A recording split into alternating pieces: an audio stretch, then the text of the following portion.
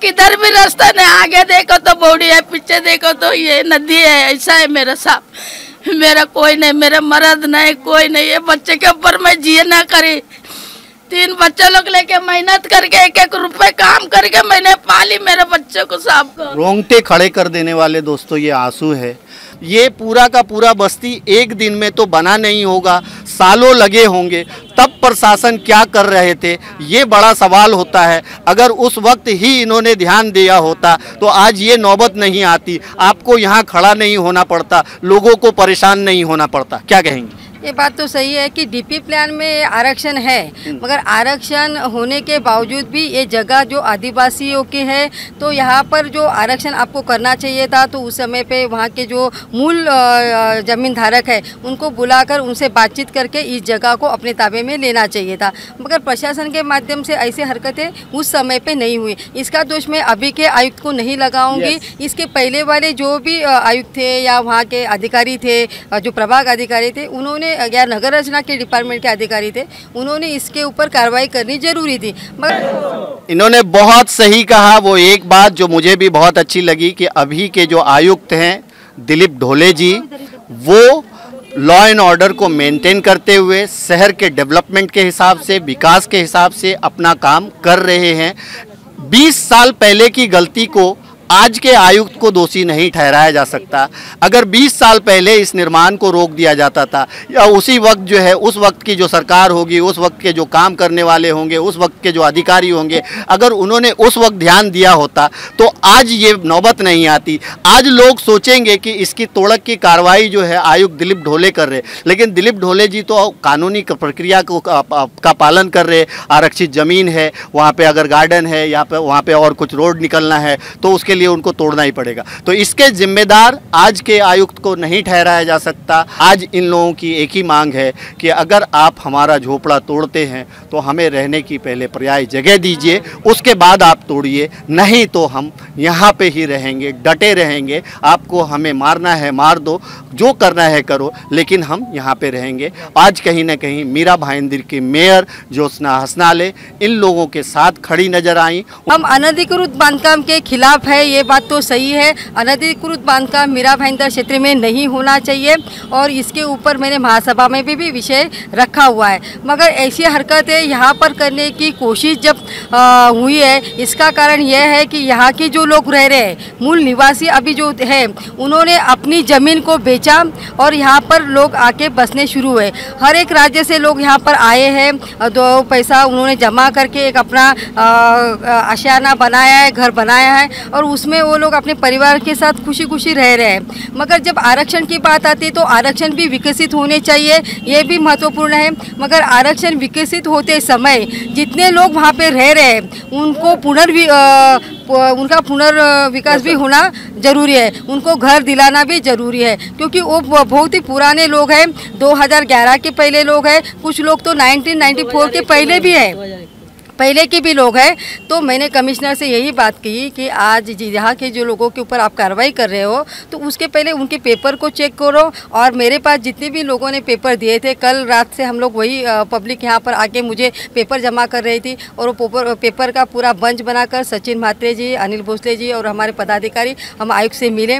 आयुक्त को हमने वो पेपर दिखाए, कोर्ट के पेपर थे वो भी हमने उनको दिखाए और दिखाने के बाद इस निष्कर्ष पर आयुक्त पहुँचे, उन्होंने कार्रवाई रुका दी है और उस पर पूरा अभ्यास करेंगे और जो भी उनको उचित निर्णय लगेगा वो नगर सेवकों को विश्वास में लेकर उस पर करेंगे। 7-12 आहे आमच्याकडे, तर आम्हाला सांगतात का इथून हटवा आणि आम्ही गार्डन बनवणार। आम्ही राहणार कुठे? घर पाहिजे ना, आम्हाला घर पाहिजे का नाही? हटवायचं आहे तुम्ही हटवू शकता, पण आम्हाला घर राहायला पाहिजे का नाही? आम्ही धुंधलपाड़ा है, ये जो परिसर में जो लोग बसे हैं, ये कम से कम 20 साल 25 साल हुए कि 25 साल से यहाँ पर बसे हुए। और जो जहाँ पे विनय शाह है, जो विनय शाह ने मिसगाइड करके जो महापालिका को 7-12 करके दिया है, जो आरक्षण के नाम पे कल कार्रवाई हुई, वहाँ पे ऑलरेडी कोर्ट में लिटिगेशन चालू है। जो मूल 7-12 धारक है, आधे लोगों ने विनय शाह को राइट दिया है, आधे लोगों ने राइट नहीं दिया हुआ है। इसके बावजूद भी महापालिका प्रशासन का 7-12 नियम पे उंगली रख के महापालिका ने कल कार्रवाई किया, जिसके कार्रवाई के विरोध में वहाँ के जो झोपड़ा धारक है उन्होंने स्टे भी लिया हुआ था, लेकिन स्टे का भी कल कागज पत्र नहीं चेक किया, तो उसके बावजूद भी कार्रवाई हुआ। जयनगर है, इनको हमारा यहाँ पे आरक्षण बने ने, गार्डन न बने, प्लेग्राउंड ना बने, ऐसा हमारा विरोध नहीं है, लेकिन जिन सातबारा धारक, चाहे आदिवासी हो चाहे मूल मालिक हो, उन्होंने ये जमीन झोपड़ी पट्टी धारकों को बेचा है और उन्हीं को टीडीआर अगर दिया जाता है तो ये सरासर जनता पे अन्याय है। हमने महापालिका प्रशासन महापौर मैडम के नेतृत्व में अभी हम लोगों ने नगर सेवक सचिन जी, मैं, हमारे सिस्टम में अनिल जी, कमिश्नर को मिले, उनसे रिक्वेस्ट किया है, आप जिनको टीडीआर दिला रहे उन्होंने इन लोगों को बसाया है, उन्होंने 4 लाख 5 लाख 7 लाख 8 लाख लेके इनको उन्होंने बसाया। और कमिश्नर को रिक्वेस्ट किया है कि यहाँ पे ये जो भी सातबारा धारक ने झोपड़पट्टी धारक को बेचा है उनका पुनर्वसन किया जाए और उनका टीडीआर, जो जमीन मालिक टीडीआर है ना, एक जमीन का दोबारा 2 मुबदला नहीं हो सकता है। एक तो वो लोग टीडीआर भी मांग रहे हैं और झोपड़ा धारक से पैसा भी लिया है, तो एक जमीन का डबल बेनिफिट नहीं होना चाहिए। तो ये झोपड़ा धारक है, झोपड़ा धारक को उनका मुबदला मिले, उनका ड्यू प्रोसेस लॉ करे, बारिश का टाइम में अभी ना तोड़े और इनको विश्वास के लिए बगैर कार्रवाई ना करे, ऐसा हमने उनको अनुरोध किया है। और महापौर का उन्होंने आदेश का पालन किया और कमिश्नर साहब ने कार्रवाई के लिए रोकने का फिलहाल में आदेश दिया हुआ है। इससे हमें भी पता नहीं था कि कल इतनी बड़ी मात्रा में कार्रवाई होने वाली थी। जैसे हमें पता चला वैसे हमने सबसे पहले तो लोगों को कहा कि संयम रखे, हम उनके साथ में है, रास्ते पे कहीं पे जाना पड़े तो हम उनके साथ में ही है। कल से महापौर मैडम ऑफिस में बैठे, प्रभाग कार्यालय में बैठे, सामने लोगों के बीच में बैठे, सारे लोगों की हम तकलीफें सुन रही थी। बहुत सारे लोगों को जो रास्ते पे आए थे उनको, बहुत सारे लोगों को यहाँ हुआ जगह करके हम लोग ने किसी तरह रात बिताए, उस हिसाब से हमने अरेंजमेंट किया था। लेकिन आज सबके सामने असली चेहरा सब लोगों का आया है, किसने ये रिजर्वेशन खाली करने के लिए लोगों में चौराहे पे चप्पे पे टेबल लगा के साइन लिया था, आरक्षण खाली करो करके आज सब लोगों के सामने आ गया है। मुझे आशा है कि लोग ये ध्यान रखेंगे अगले टाइम में भी और उनको जवाब अच्छी तरह से देंगे। चलिए, अच्छी बात है। मेयर यहाँ आई हैं, ज्योत्सना हसनाले जी आप लोगों के साथ खड़ी हैं, क्या कहेंगी? क्या कहेंगे, ज्योत्सना मैडम के सामने हम लोग का रूम टूटना नहीं चाहिए, हम लोग को रहना चाहिए। ज्योत्सना मैडम हम लोग को हमेशा सुरक्षित करें, हम इन लोगों के साथ हमेशा रहेंगे।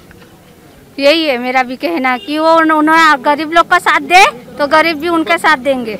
क्या बोलेंगे आप? जमीन 2 जन को मतलब झोपड़ा भी बनाने का, टीडीआर भी लेने का, जैसे बोलते साहब ने बोला, ये एक मतलब क्या है, मतलब तुम गरीबों को फंसा रहे हो एक तरह से। तो ये भारतीय जनता पार्टी हमेशा रहेगी और इसके आगे भी हम रहेंगे, इसके लिए रास्ते पे उतरेंगे, हमारे ऊपर केसेस हो तो भी चलेगा, सब कुछ चलेगा, लेकिन हम लोगों के साथ रहेंगे, गरीबों के साथ। आमची इथून पिढी गेले, आम्ही इकडं आजोबा पिंजोबा गेले तर आम्ही कुठं जाणार? आम्हाला घर कुठं? आमचा आदिवासीचा जागा आहे, आम्ही कुठं जाणार? आम्ही? आम्हाला घर, आम्ही काय रस्त्यावर राहणार का? पोरं बाला घेऊन कुठे राहायचं आम्ही? यांना का दिसत नाही का? इथंच आमची सगळी पिढ्या गेल्यात, आम्ही कुठे जाणार? जन्म इथं झालेला आहे, आदिवासी इकडे कोणाला तरी माहिती असणार, इथं कोण इथं चाली नव्हत्या, बिल्डिंग नव्हत्या, कोण नव्हत्या, 3-4 जण होते। आमचा हे आदिवासी समाज आहे, आमच्या 7 पिढ्या इथे गेलेले आहेत, आम्हाला अचानक नोटीस बिटीस काही दिलेली नाहीये, आमच्या घरावर डायरेक्ट बुलडोजर चढवलेलं आहे, आमचे म्हातारे माणसं झालेत, आम्हाला करोना एवढा झाला, आम्हाला कोणी मदत केलेली नाहीये आणि अचानक आमच्या घरावर बुलडोजर चढवला, आम्ही कुठे जाणार? आम्हाला पूर्ण साफ पाहिजे, आमचे घरं वसूल करून आम्हाला पाहिजे, आमच्या घरावर अत्याचार नाही व्हायला पाहिजे। लोकांची तोडली तर तोडली, पण आमच्या आदिवासींची तोडायचा हक्क नाही आहे, आमच्या आदिवासीची जागा तोडायची हक्क नाही तुम्हाला आहे, आम्हाला इथे तोडायचं तर आम्हाला पहिला घर द्या, लेखी द्या, तेव्हा आमच्या घराला हात लावायचा, तर आमचे घर आहे। सगळे आदिवासी आहेत, आदिवासी आहे, सगळे आम्ही आदिवासी आहे, आदिवासींची तुम्ही सगळे आदिवासी? सगळे आम्ही आदिवासी आहे, सगळे आदिवासी। किती घरे आहेत आदिवासीची? आमचे 100 घर आहेत, 100 तर 200 घर आमच्या आदिवासीचे आहेत, 200 घर आमच्या आदिवासीचे इथे आहेत, तर 200 घराला बी आम्हाला कोणाला नोटीस दिलेली नाहीये, हे लोक अचानक आमच्या घर तोडायला आलेत, आमच्या 7 पिढ्याचे माणसं इथे आहेत, 7 पिढ्यापासून आमचे माणसं राहतात, यांना आम्हाला न्याय पाहिजे। अगर अवैध होता तो पब्लिक कहाँ थी? अवैध है, पब्लिक कहाँ है? जब 2001 का जिसका टैक्स पावती है, जिसका 2001 का टैक्स पावती है, जब उसको नहीं छोड़ा, ये तो आदिवासी है, जानते हो आप, आदिवासी है।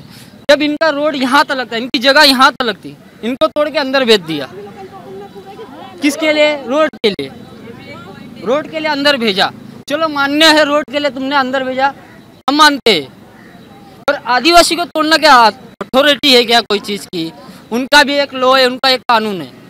इनका एक अगर मैं थोड़ा सा दिखाऊं तो ये इस लेफ़्ट और राइट साइड दोनों साइड जो है यहाँ पे लोग रहते हैं और ऐसा बताया जाता है कि बरसों से रहते हैं और इन लोगों ने कहीं न कहीं अपने पैसे गाड़ी मेहनत की कमाई एक एक रुपये जमा करके ये इस तरह के घर खरीदे हैं और वो लोग रह रहे हैं। अगर आपको मैं दिखाऊँ तो देखिए ये सारे लोग यहाँ के रहने वाले हैं। चूँकि इसके बगल वाले को तोड़ा गया है, ये भी दोंदुला पाड़ा में आता है और इस एरिया का नाम क्या है? जय महाराष्ट्र चौल के नाम से इसको जाना जाता है। और ऐसा जब से इन लोगों को ये पता चला है कि ये भी तोड़ा जाएगा तो सब लोग बहुत बेचैन हैं। आपने बूढ़ी माँ को देखा, उनका एक बेटा है, अपाहिज है, पैर नहीं है और ये किस तरह से रो रही हैं, ये दोस्तों रोंगटे खड़े कर देने वाला बात है। मैं तो ये कहूँगा कहीं न कहीं एक पूरी बस्ती को जो है उजाड़ने का काम किया जा रहा है। इन लोगों का कहना है, मेरी जब कुछ लोगों से बात हुई तो उन्होंने ये कहा है कि भले ही अगर आपका ये जगह हमने अवैध है या कुछ और है तो हमें पर्याय दो, इसका अल्टरनेट दो। आप कैसे किसी को भी इतने सालों से जो लोग रह रहे हैं 20 साल 10 साल 15 साल 30 साल जैसा कि सब लोग बता रहे थे, उनको अचानक से कैसे हटा सकते हो? ये बड़ा सवाल है। सवाल वही होता है कि ये सब जो बन रहा होगा, अगर दोस्तों मैं दिखाऊं तो ये सब जो बन रहा होगा तो शासन प्रशासन के नज़र में ये भी आया होगा। तो अगर जिस वक्त बन रहा था उस वक्त अगर रोक दिया जाता तो ये लोग जो बेचारे मासूम लोग हैं, जिन लोगों ने ख़रीदा है इस चीज़ को, उनको तो पता नहीं था, उनका आज वो क्या करेंगे, आज वो कहाँ जाएंगे, ये बहुत बड़ा सवाल है। मैं इस परिसर के कुछ वीडियो फुटेज आपको दिखा रहा हूँ, आप उसमें देखें कि ये इतने सारे लोग कहाँ जाएंगे। Thank you so much. कितने साल से ये घर है? 50 साल से घर है ये, और मेरा हो गया शादी करके मेरे को 40 साल हो गया इधर।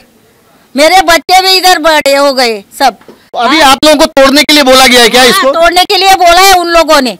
हाँ, तो नोटिस नहीं दिया, कुछ नहीं दिया, तो हम लोग रहेंगे कैसे? इन लोग तोड़ेंगे तो हम लोग रहेंगे किधर? बच्चे लोग किधर लेके जाएंगे हम लोग? हाँ, इतना बड़ा परिवार किधर लेके जाएंगे? हमारा खुद का जमीन है, मालकी जमीन है, ये आदिवासी जमीन आहे। आमची स्वतःची मालकी जागा आहे, आम्ही काही विकत घेतलेली नाही आहे आणि आलो नाही इकडून। सगळं आहे आमच्याकडे, सातबारा आहे, टॅक्स पावती आहे, नल बिल सगळं आहे आमच्याकडे। तो ये मैं गुजर रहा था तो मुझे ये घर देख के ही बहुत पुराना लगा। जैसे ये बता रहे 50 साल, बोलो तो किसको बोलते हैं। दूसरी बात, इनकी ये मालकी जगह है, 7 बार है, सारा चीज है। अब ये सारा चीज होने के बाद भी इन लोगों को इस पूरे इलाके का कहीं ना कहीं चैन और सुकून उड़ चुका है, क्योंकि जब से तोड़क यानी कल तोड़क कार्रवाई हुई, वो वीडियो मैंने आपको दिखाया। उसके बाद बताया जा रहा है कि ये सारे इलाके को यानी ये पूरा का पूरा एरिया को तोड़ा जाएगा और तब से ये सब लोग कहीं ना कहीं बेचैन हैं, परेशान हैं कि हम लोग करेंगे क्या, जाएंगे क्या। दोस्तों, इनको इंसाफ कैसे मिलेगा मुझे नहीं पता, लेकिन आप सब इनके लिए आवाज जरूर उठाएं। Thank you so much.